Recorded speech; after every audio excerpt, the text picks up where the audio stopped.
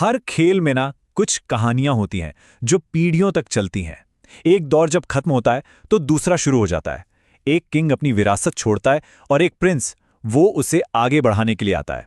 आज हम भारतीय क्रिकेट की एक ऐसी ही कहानी को समझने वाले हैं जो सिर्फ खेल नहीं बल्कि ऐसा लगता है कि आंकड़ों और शायद किस्मत के धागों से बुनी गई है।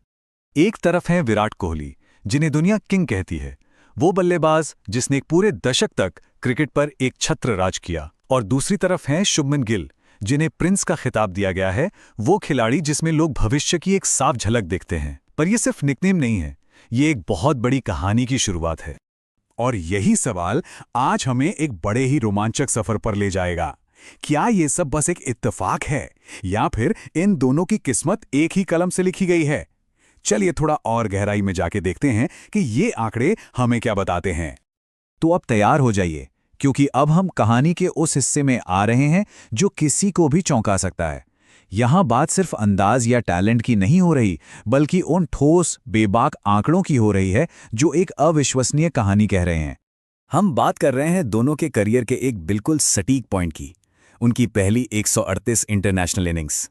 और इस पड़ाव पर पहुंचने के बाद जो आंकड़े सामने आए वो वाकई में हैरान कर देने वाले हैं। चलिए इस टेबल पर एक नजर डालते हैं। जैसा कि दिख रहा है, रन और औसत लगभग बराबर हैं। दिलचस्प बात यह है कि गिल का स्ट्राइक रेट कोहली से थोड़ा बेहतर है, जो शायद आज के जमाने के क्रिकेट का असर दिखाता है।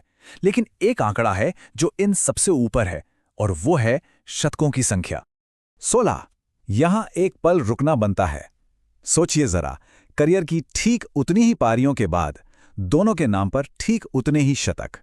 ये कोई मामूली संयोग नहीं लगता, ये तो किसी स्क्रिप्ट की तरह लगता है, जैसे इतिहास खुद को दोहरा रहा हो। और ये सब कुछ हुआ ठीक 138 पारियों के पड़ाव पर। खेल के इतिहास में ऐसे स्टैटिस्टिकल इत्तेफाक बहुत ही कम देखने को मिलते हैं, और यही चीज इस कहानी को और भी ज्यादा दिलचस्प बना देती है। तो यहां बड़ा सवाल उठता है, क्या ये कनेक्शन सिर्फ नंबर्स का खेल है, या इन दोनों चैंपियंस के बीच मैदान पर उनकी सोच में और उनके करियर के अहम मोड़ों में भी कोई गहरा रिश्ता है? चलिए अब आंकड़ों से आगे बढ़ते हैं।